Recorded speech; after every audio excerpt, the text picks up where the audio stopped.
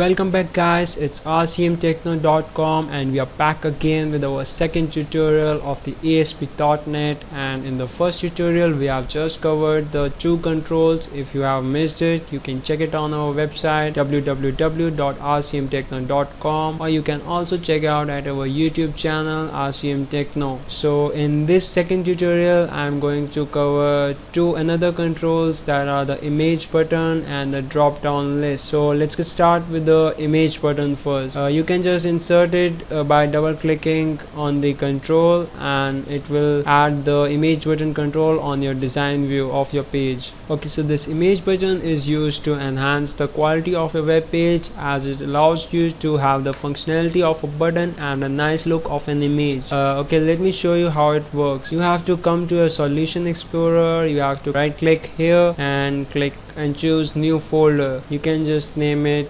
anything. You can just drag and drop any image to this folder. So we have put our website's logo, that's RCM Techno logo, and we are going to use this image for the demonstration of image button control. Okay, so you have to choose this control image button by clicking on it, and just go to its properties and choose image URL, then click on this browse button. It will allow you to choose the image you want to have for this control image button, and you can choose the image from your directory where you have placed the image, and just double click and see here. You can use it to link to another pages, or you can also execute a particular set of instructions or code when a visitor clicks on this button on your website. So just double click it. See, this is the function. The code which you will write in these two brackets will get executed when a user or visitor clicks this button. This is a button, please remember, it's not a simple image as it's looking right now here. Okay, if we like response dot redirect, and in the bracket you can give the link, like in our case it will be http://www.rcmtechno.com, and just put a semicolon. Let's see if it runs. Just come here, click save all. As I told you the difference between these two in the first tutorial, guys, please check out our first tutorial. It's a must if you go through our tutorials in a series, otherwise you will face some kind of problems in learning a tutorial if you don't follow series. Okay, just come here and click view in browser, and see, here it is. Now if you click this button, it will take you to the website, and see, it's a website. Today we have posted the Dell Streak article. You can just read it out, and there is the first tutorial and this second tutorial, and all the other tutorials will come here in these posts. Or if you want to see directly the .NET tutorials, then there is the category also. Okay, so you can just go back. Please remember, this button is not only for redirecting purposes, it serves a lot of purposes. You can put any damn code here, any database query, anything. You can generate results when a user clicks this button, or anything you can do with image button. Okay, let's move further to our second control today, and that would be a drop down list. You guys must have seen a drop down list, like when you have to choose your birth date or your country or your city or whatever. You must have seen this control on many websites. You can just click on this control and come to properties, and from here you can choose items and click this browse button and just click add, and you can just come here and put if you want to have a country list, then you can put like country names like India, USA. You can have like Australia,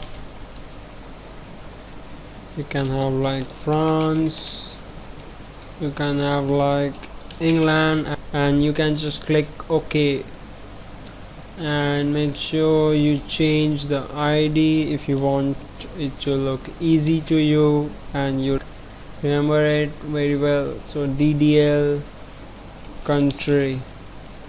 You can also come to that window by clicking on this arrow button and click edit items. You can just do addition or deletion through here, and you can also change the order with these two arrows. Like if you want to move England to number 2nd, then you have to select it, and you can just click up and it comes to the 2nd, or down to the 4th. Yeah, pretty easy, I know it.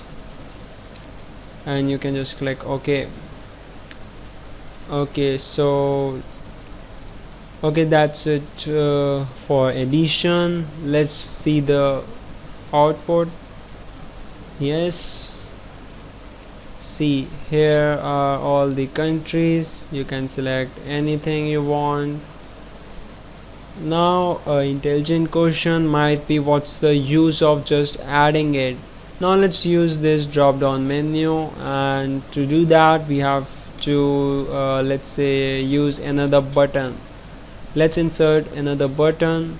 This is the button. Let's change its properties like PTN drop down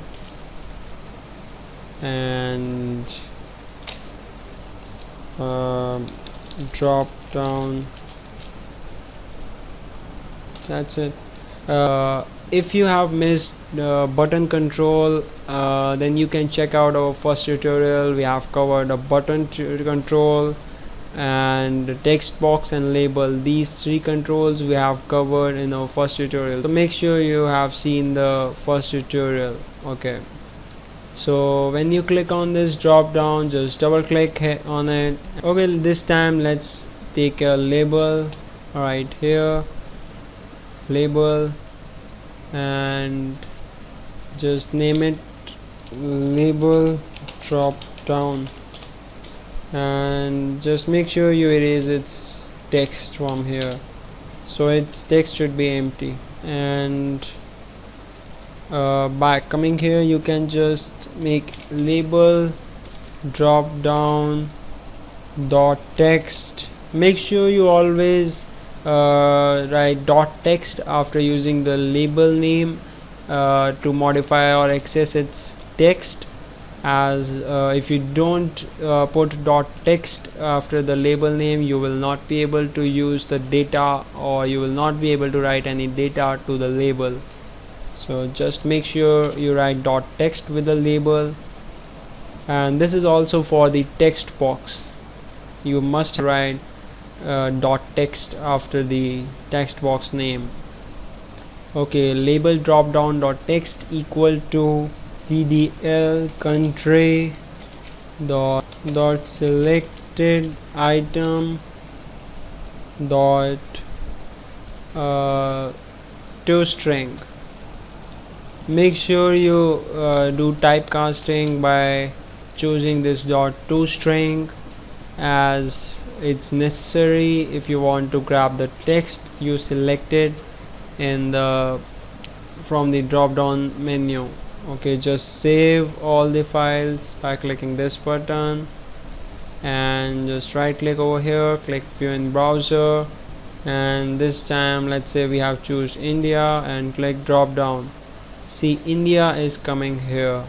If you choose USA and click drop down, USA is coming here. If you choose Australia, the same, France the same, England the same. So this is how you will access the items you select from the drop down. This is a very important thing you must have learned, and that's why I have included this thing in this tutorial, as when we do dynamic coding, then there may be a situation when we have to add a product to a specific category. So that's why you have to grab the text that you have selected for that purpose. Okay guys, that's it for this second tutorial. Please leave comments, suggestions. Thanks. It's rcmtechno.com.